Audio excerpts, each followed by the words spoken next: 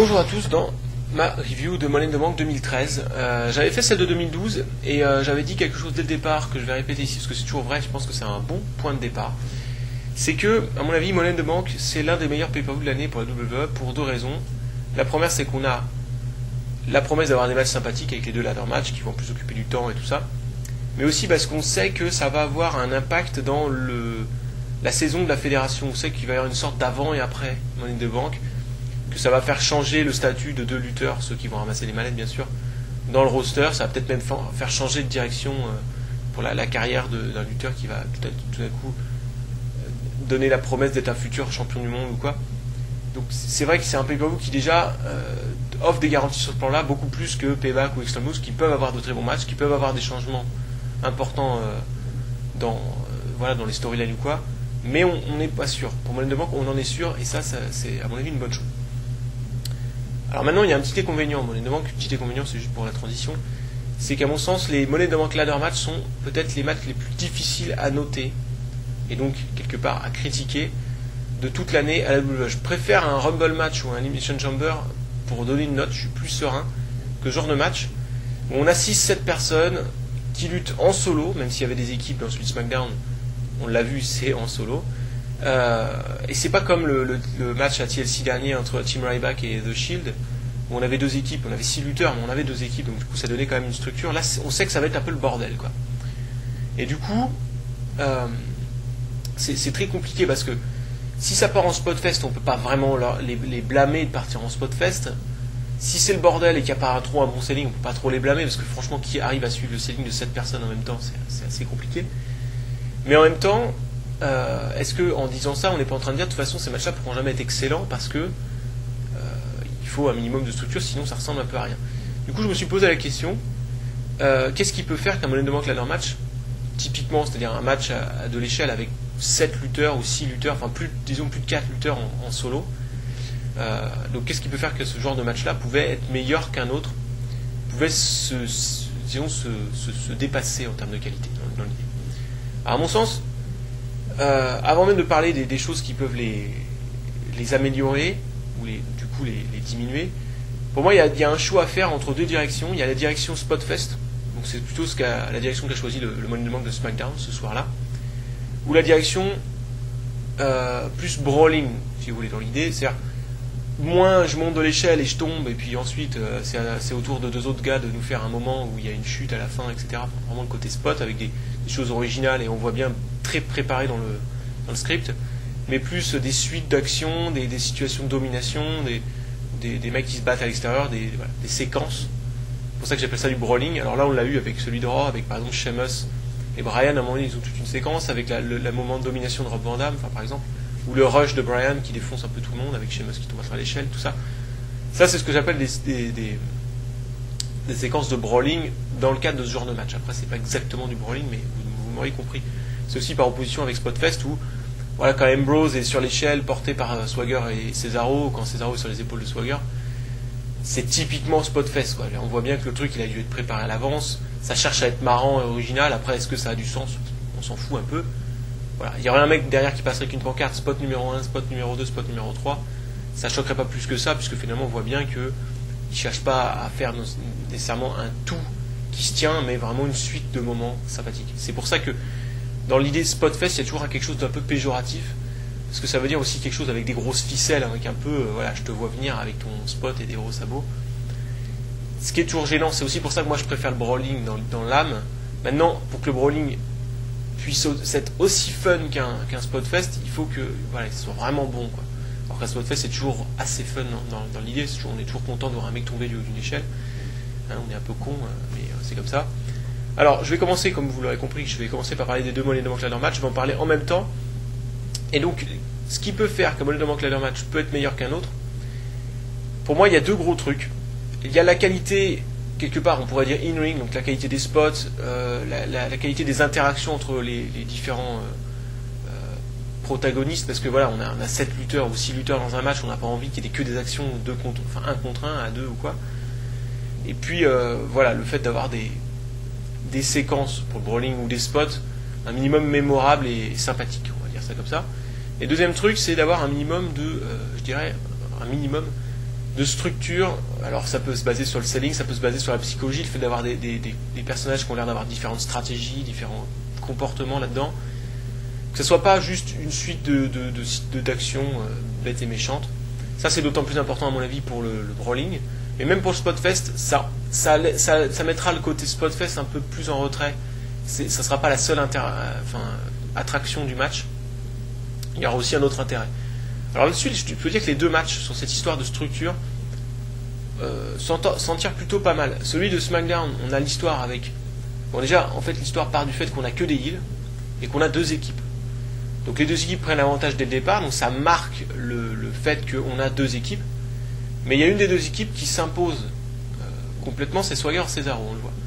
Alors d'ailleurs, on peut d'ailleurs se dire que c'est peut-être pour ça que du coup Cody Rhodes et Damien Sandow ont arrêté de collaborer, parce qu'ils ont vu que l'autre équipe était meilleure que eux, je sais pas.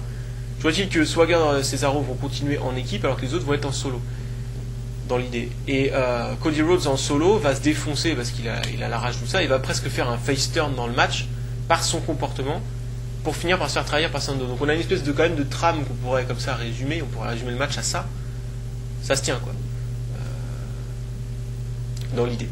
Bon, c'est un peu simple. Alors après il y a l'intervention de Shield, il y a l'intervention des Usos aussi, qui rajoute un peu de matière à tout ça, mais c'est à peu près ça, l'idée. Celui de Raw, puisque c'est moins un Spotfest, on avait des déroulements plus basiques de type domination. Donc on a eu un moment de domination de Rob Van Dam, on a eu un moment de domination de Sheamus.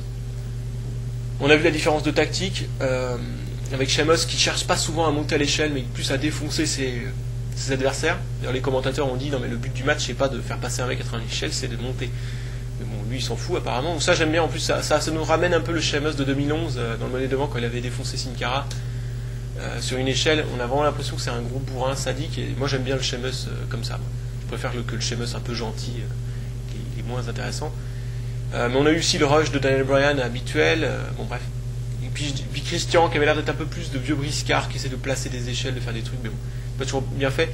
Il y a eu un peu trop de grimpettes aussi, genre les mecs qui montent naïvement, alors ça m'énerve aussi, parce que surtout dans celui de Raw, on est censé avoir des gars qui ont l'expérience, un peu des All-Stars, tout ça, et je trouve que c'est bien qu'un gars comme Sheamus par exemple essaye de défoncer tout le monde avant de tenter de grimper, ou le comportement d'Orton à la fin du match aussi qui regarde bien autour de lui.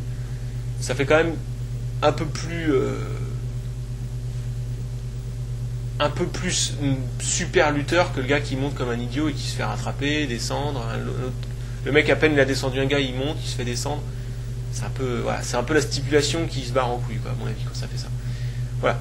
Donc les deux matchs s'en sortent sur le côté structure, tout ça. Après, là où ça va faire la différence, c'est sur la qualité des spots, les interactions, la manière dont tout ça est lié, tout ça. Et franchement, je suppose que pas mal de gens vont dire ah moi j'ai préféré celui-ci, j'ai préféré celui-là. Je pense qu'il y aura pas mal d'ailleurs de divergences d'opinion à ce sujet. Moi je les mettrai à peu près au même niveau. Ce qui va faire la différence, c'est si vous préférez plutôt les Spotfest ou plutôt le type brawling. En tout cas c'était plutôt deux bons Money in the Bank ladder match. Enfin sur mes attentes, voilà, si quelqu'un attend des spots inédits, enfin quoi qu'il y en a eu je pense dans le truc de SmackDown, mais voilà, à un moment donné il faut arrêter d'attendre des trucs inédits. Au début c'était l'attraction d'un Money in the Bank ladder match, maintenant c'est plus le cas, il y en a eu tellement que bon, à un moment donné ils vont arrêter de faire des choses inédites et ils vont essayer de faire un bon match en tant que tel. Et c'est ce qu'ils ont fait là. Après c'est pas des méga tueries parce qu'il y a des choses à redire, comme je disais sur les grimpettes de celui de Raw, sur le fait que c'est un peu trop Spotfest, attention spot 1, spot 2, spot 3 sur celui de SmackDown, qu'au niveau du déroulement, de l'attitude des lutteurs c'est pas toujours très fin, très psychologique. C'est pas forcément la psychologie en tant que telle, mais c'est vraiment l'impression qu'on a des stratégies de lutteurs qui soient différents. Là, c'est un peu tous les mêmes, quoi. C'est un peu tous des robots. Il y a personne, je monte à l'échelle, je me fais descendre de là, etc. Alors, ça a été moins le cas dans celui de Raw, mais quand même, quoi. C'est pas hyper prononcé. Enfin, c'est un truc qui pourrait vraiment apporter quelque chose de supplémentaire. Voilà, donc je les mets à peu près au même niveau, c'est-à-dire un petit 3/3 quarts. Un 3/3 quarts moins dans l'idée, mais voilà. Ou un gros 3,5 si vous voulez, mais par là. C'est-à-dire que je ne vais pas mettre une très très grosse note parce que j'ai pas pris un pied d'enfer dessus, mais voilà. Concrètement, je pense que c'est plutôt bon. Voilà. Alors on avait quand même d'autres matchs dans la soirée, je vais en parler maintenant. J'ai regardé le pré-show, tiens, exceptionnellement, parce que j'ai envie de voir les Usos, personnellement. Et puis bon, parce que c'est une équipe que j'aime bien, c'est une des rares équipes face en plus, avec Hell No, mais Hell No c'est pas sûr que ça continue encore très longtemps. Les Usos me disent que c'est peut-être éventuellement l'avenir de la division par équipe, parce que bon, deux frères jumeaux comme ça peut-être pourraient être associés plus longtemps que deux individualités qu'on a mis ensemble histoire de les caser. Et là en plus contre The Shield, je me suis dit, vu la qualité de match que The Shield ont dernièrement, plus le fait que Rollins à mon avis est en feu en ce moment, il est vraiment bon, et que Reigns fait partie de la même famille que les frères Usos, peut-être que ce match pourrait s'avérer être une petite tuerie. Bon, même si le public a chanté This is awesome, je ne dirais pas que c'est une tuerie. Je lui mets 3 étoiles, un 3 étoiles plus cette fois-ci. Je rajoute des plus et des moins des fois dans mes notes pour dire ça tend vers, mais je laisse quand même 3 étoiles.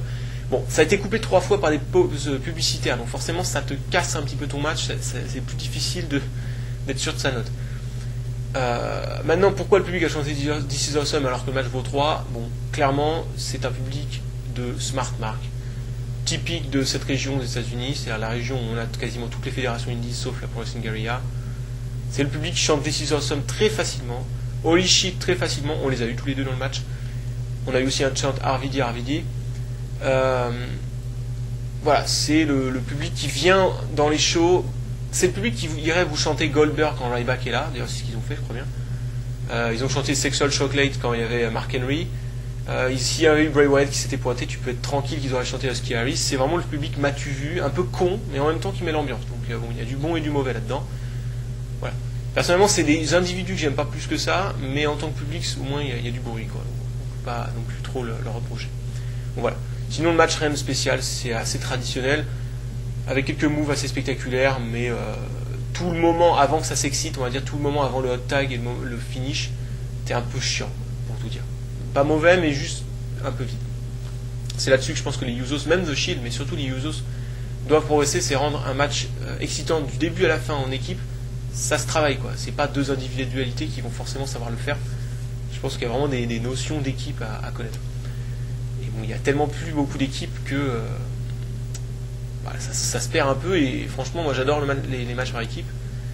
Et j'en ai quasiment jamais à WWE de très bons. Donc ça sera pas pour aujourd'hui, mais ça sera peut-être pour demain. Qui sait. Un autre match. Ensuite, où je saute du coup, puisque j'ai parlé du Money in the Bank Ladder match. Je vais passer au match intercontinental entre Curtis Axel et The Miz. Là encore, c'était convaincant. Je ne l'ai pas dit pour les Usos, mais pour moi, ils m'ont continué à me convaincre. Je pense que cette équipe-là peut grossir et devenir vraiment important dans le roster plus tard. Surtout que c'est une des seules équipes face, comme je le disais. J'ai été convaincu aussi par Curtis Axel. Et bon, s'il le fallait aussi par The Miz dans ce match. Même si c'est pas une tuerie, c'est loin d'être un des meilleurs matchs pour un titre intermédiaire qu'on ait vu. Voilà, c'était plutôt pas mal. Après, c'est un peu inégal. C'est toutes les séquences un peu techniques, compliquées dans l'idée. Je les ai trouvées un peu ratées. Mais dès qu'ils ont voulu faire des choses relativement simples, ils les ont vraiment bien fait. Par exemple, le figure 4, tout le moment où ils sont dans le figure 4 leg lock, je veux dire, on a vraiment l'impression qu'ils ont mal, c'est un peu intense, ça fait ressortir le moment du match. Enfin, c'est bien foutu. Et tout ce qui va d'ailleurs du figure 4 jusqu'à la fin du match, j'ai trouvé un bon enchaînement aussi. Là-dessus, Curtis Axel a été pas mal. Donc j'ai hâte de voir d'autres défenses de titre de ce gars. Et puis, même voir un peu plus de The Miz, qui, à mon avis, si je devais avoir un conseil à lui donner, bon, il m'écoute évidemment pas, mais si je pouvais lui donner un conseil, ça serait d'essayer de faire des choses plus simples, parce que je pense qu'il est vraiment bon dans les choses simples. C'est dès qu'il fait des choses compliquées qu'il montre ses limites. Et évidemment, c'est pas ce que tu as envie de faire. Voilà. Donc 2-3 quarts, voire 3. Voilà. Un tout petit peu moins bon que le match du pré-show en ce qui me concerne, mais pas forcément mauvais. Un petit peu vite oublié, quoi, c'est ça le problème. Ensuite, le match féminin. Alors, je vais en parler. J'ai regardé, elles ont eu 10 minutes. Et ces deux filles qui savent quand même à peu près faire des moves, bumper correctement. Donc, je me dis sur le papier, il y a moyen que. Elles auraient très bien pu. J'ai pas regardé qu'elles avaient 10 minutes avant de voir le match. C'est pas pour ça que j'ai regardé le match, mais sur le papier, à partir du moment où on donne 10 minutes à des filles qui savent à peu près se battre, il y avait moyen qu'il y avait un bon match. Et à l'arrivée, c'était pas terrible. Encore une fois. Et moi, je me dis quand même plusieurs trucs sur la division féminine. D'abord, tu accordes du temps d'antenne à cette division-là. Est-ce que tu irais donner ça fait hyper longtemps qu'on n'a pas eu un match, mettons, à 3 étoiles ou plus féminin, on est d'accord. Et je me dis, mais continue quand même à leur donner du temps d'antenne aux femmes. Et moi, je me dis, s'ils veulent vraiment persévérer là-dessus, il faut qu'ils travaillent leur truc. faut qu'il change quelque chose, je sais pas, mais il y a un problème. Ça fait depuis 10 ans que la division féminine, c'est ça, et ça intéresse pas beaucoup les gens, a priori. Ça donne pas souvent, voire jamais vraiment bon match. Alors pourquoi? Parce que souvent c'est pas très construit comme match, c'est un petit peu, voilà, ça fait très amateur. Je me dis s'ils avaient mis les deux plus petits push du roster masculin, on n'aurait pas eu moins bien, quoi, franchement. Donc voilà. Et est-ce qu'on donnerait un match à Yatsu et Kurt Hawkins par exemple en pay-per-view de 10 minutes? Ça m'étonnerait. Donc pourquoi on leur donnerait un match à elles? Parce qu'on veut mettre la division féminine? Ok, ben dans ce cas-là faites-le vraiment. Essayez de faire des meilleurs matchs, je sais pas, faites quelque chose. Alors dans les choses qu'ils pourraient faire, si j'avais des conseils à leur donner, là encore ils m'écoutent pas mais je le dis quand même, histoire de... Moi j'aurais deux solutions entre guillemets. La première, ça serait de développer une division féminine qui a un style de lutte complètement différent. Je choisirais un style de lutte plus orienté shoot style, c'est-à-dire un peu plus proche du MMA, parce qu'il y a beaucoup de filles qui font du MMA aux États-Unis. Il y a même l'UFC qui a créé un titre féminin récemment. Ils pourraient, à mon avis, facilement les recruter parce qu'il n'y a pas beaucoup d'argent dans le MMA féminin actuellement. Et du coup, elles pourraient se servir de leurs compétences réelles dans des matchs. Et ils peuvent le faire parce que de toute façon le public il s'en branle plus ou moins. Donc voilà, au moins ça intéresserait une partie du public qui aime ce genre de lutte. Puis ça permettrait d'avoir une espèce de zone expérimentale un petit peu. La deuxième solution, je la préfère, elle est beaucoup plus réaliste à mon avis. Ça serait de créer un titre de champion par équipe mixte. Complètement barré comme idée. Hein. Je vous explique ça. Déjà parce que les matchs mixtes dans l'histoire, il y en a eu plusieurs et j'ai souvent trouvé ça plutôt bon en tant que tel. Mais surtout, ce qui pourrait être intéressant, c'est que ça décloisonnerait la division féminine. C'est-à-dire que la division féminine, elle est toute seule. Les femmes s'affrontent qu'entre elles. C'est vraiment très très rare qu'une diva affronte un lutteur du roster masculin.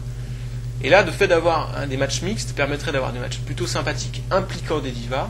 On suivrait peut-être plus aussi les storylines des divas parce qu'on sait qu'à un moment donné, ça peut se recouper avec les storylines des hommes.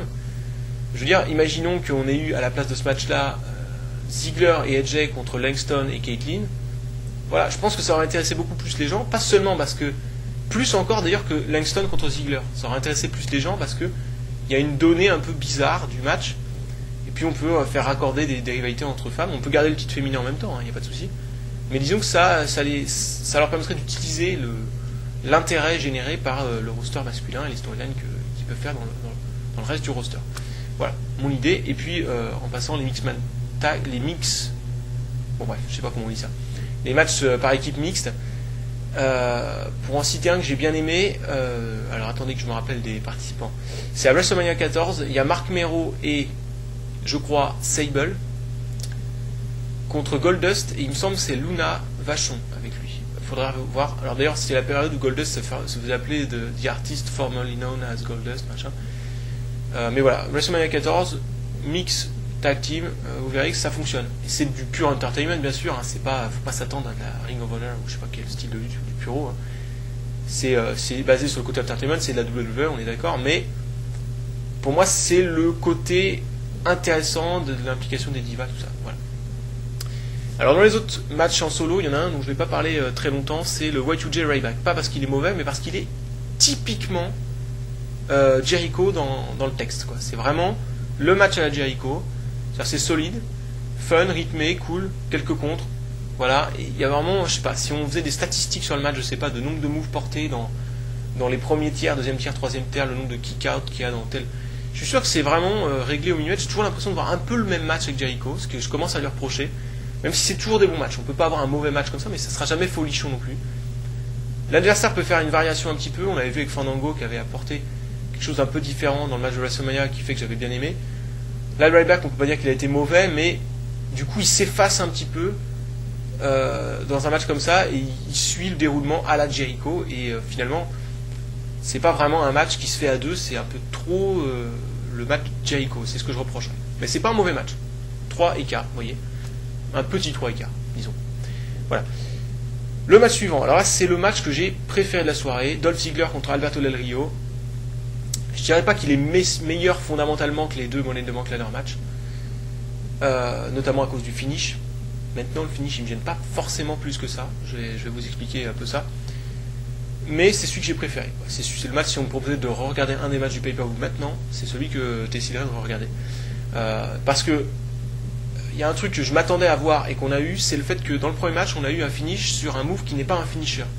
Du coup, sur ce match-là, on imaginait facilement que ça se finisse sur un move qui ne soit pas un finisher. Voilà. Un super kick, je sais pas quel, voilà, un kick à la Del Rio dans les cordes ou des trucs. Et du coup, ça permet d'embarquer sur beaucoup plus de kick-out, beaucoup plus de situations, là où beaucoup de matchs ont tendance à passer par des kick-out de finisher. Et cette place du finisher à WWE, je la trouve de plus en plus gênante, parce que on dirait que les matchs sont obligés de se finir sur des finishers, la plupart des matchs. Mais d'un autre côté, on se fait plaisir, on kick out facilement des finishers aussi. C'est pas une combinaison que j'aime beaucoup, j'aimais mieux avant, je vais pas faire mon aigri, c'est pas un truc que je dis super souvent, c'était mieux avant, mais pour le coup j'aimais bien avant, quand les matchs reposaient sur l'idée de ne pas à tout prix pas encaisser le finisher. Et c'était pas de savoir si le mec allait faire kick out ou pas du finisher, mais de savoir s'il allait réussir à ne pas l'encaisser ou non. On a eu par exemple une série de Bret Hart Diesel dans les années 90. Je pense que dans l'ensemble des matchs, Bret Hart n'a pas encaissé le Jackknife Powerbomb, n'a pas fait kick out du Jackknife Powerbomb de Diesel une seule fois, alors qu'ils se sont affrontés genre 4 fois. Et donc c'est pour dire l'idée, vous voyez. Je crois pas que voilà, Bret Hart n'a pas dû faire une seule fois kick out du super kick de Shawn Michaels, enfin Switch in Music, ça s'appelait super kick à l'époque.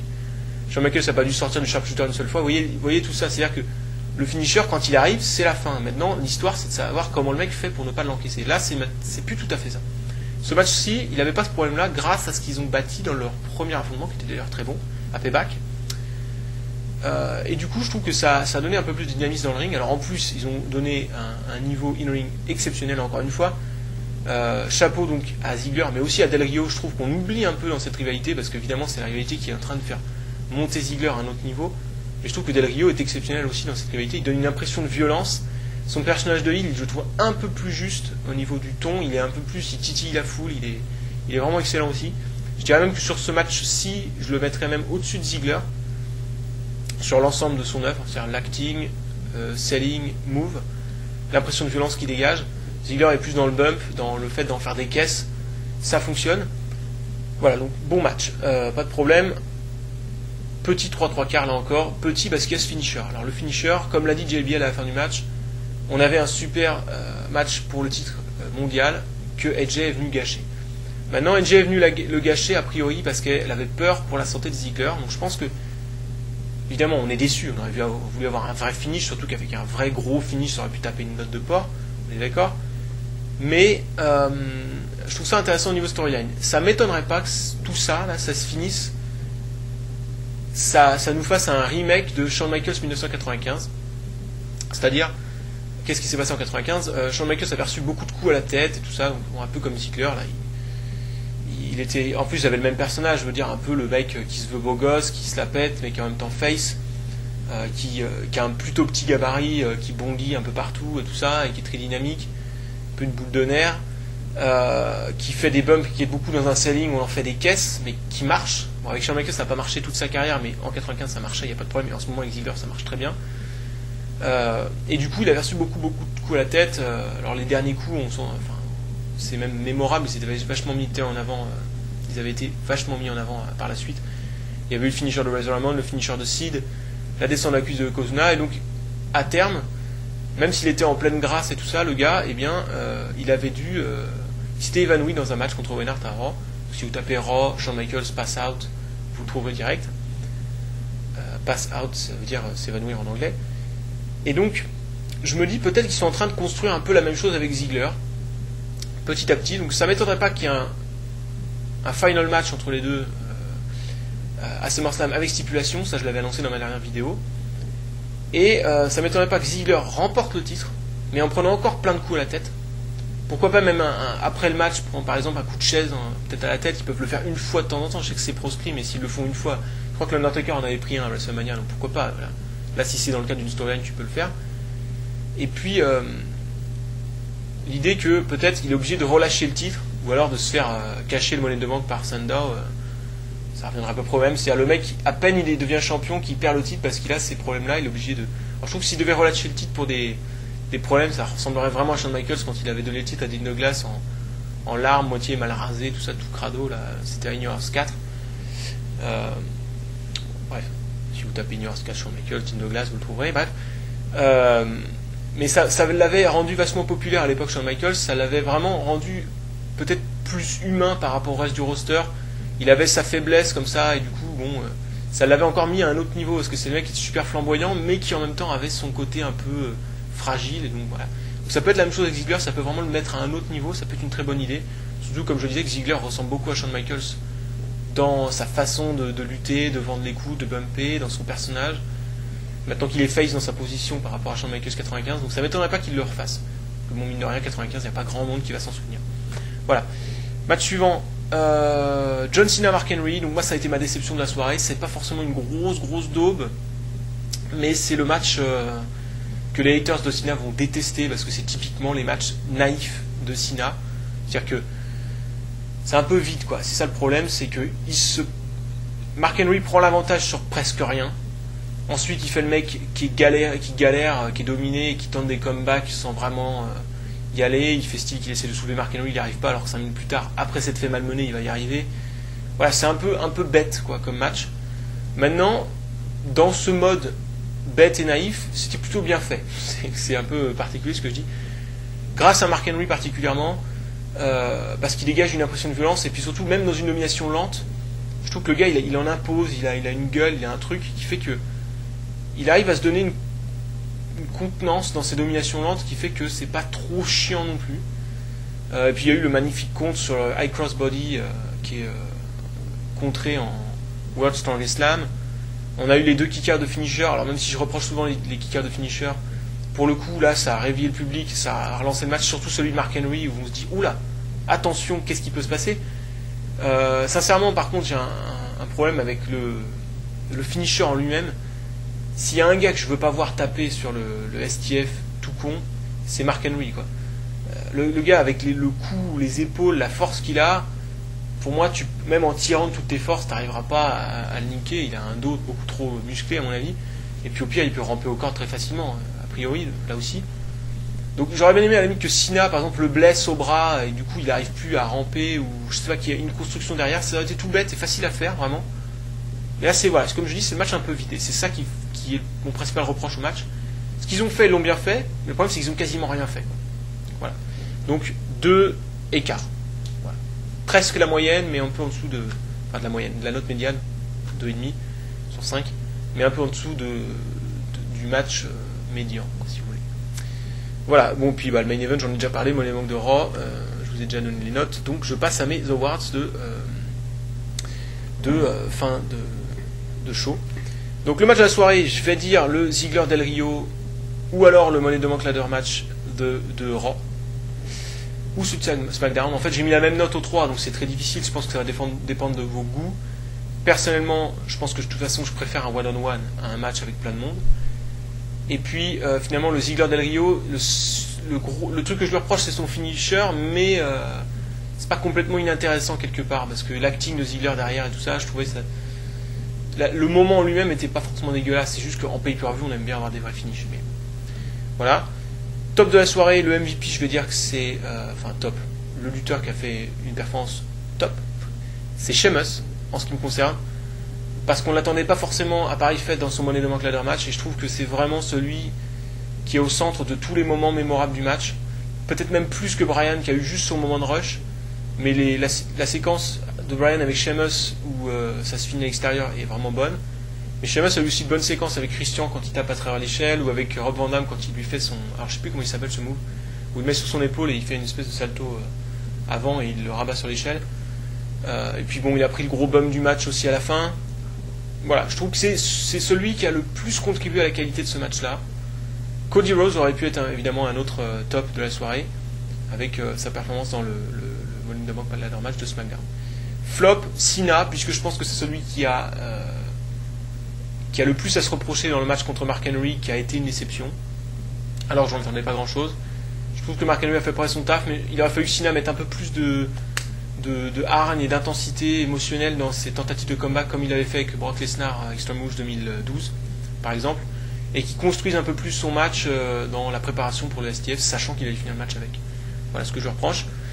Moment de la soirée, je vais dire Sandow qui trahit Cody Rhodes, plus fort que Iman qui trahit Punk, parce que moins attendu à mon avis, et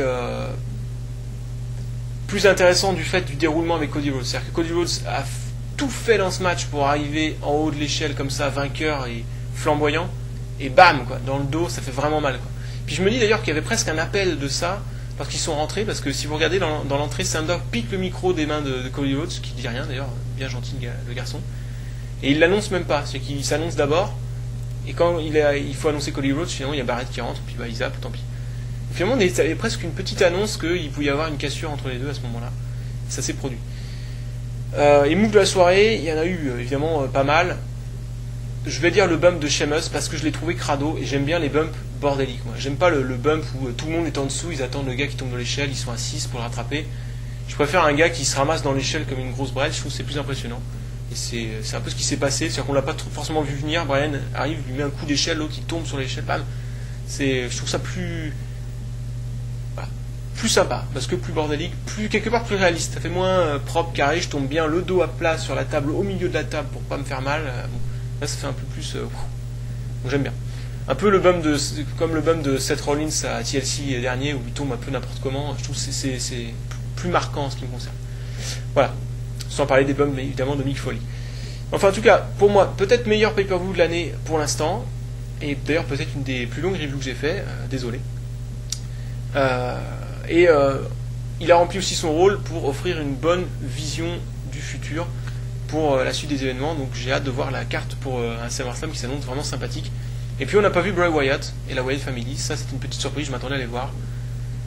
Peut-être qu'ils se sont dit que Bray Wyatt allait se faire scander Husky Harris s'il venait, donc ils l'ont pas fait venir, je sais pas. Je sais pas trop où ils veulent en venir aussi avec l'intervention de Curtis Axel. Parce que moi je croyais que du coup ça allait faire gagner RVD qui va être le nouveau Polyman Guy et remplacer CM Punk, tout ça, mais finalement non, je sais pas trop où ils vont avec ça. Parce que finalement il a quand même empêché Daniel Bryan de gagner, donc le mec il va certainement pas s'en tirer comme ça. Voilà. J'ai hâte de voir aussi cette histoire-là. J'espère que ça ne s'oriente pas vers une rivalité autour du Intercontinental pour Daniel Bryan contre Curtis Axel quand même, quoi, parce que bon, on est beaucoup à attendre Daniel Bryan contre Cena à SummerSlam vu le rush de Bryan, donc j'espère que ce sera ça. Voilà. Bon, je vous dis à la prochaine vidéo, point Puro, un peu comme le point W que j'ai fait dernièrement. Donc si vous ne vous intéressez pas plus que ça au Puro, bah, ça peut être une bonne occasion de démarrer. Voilà, donc je vous dis à la prochaine, bye.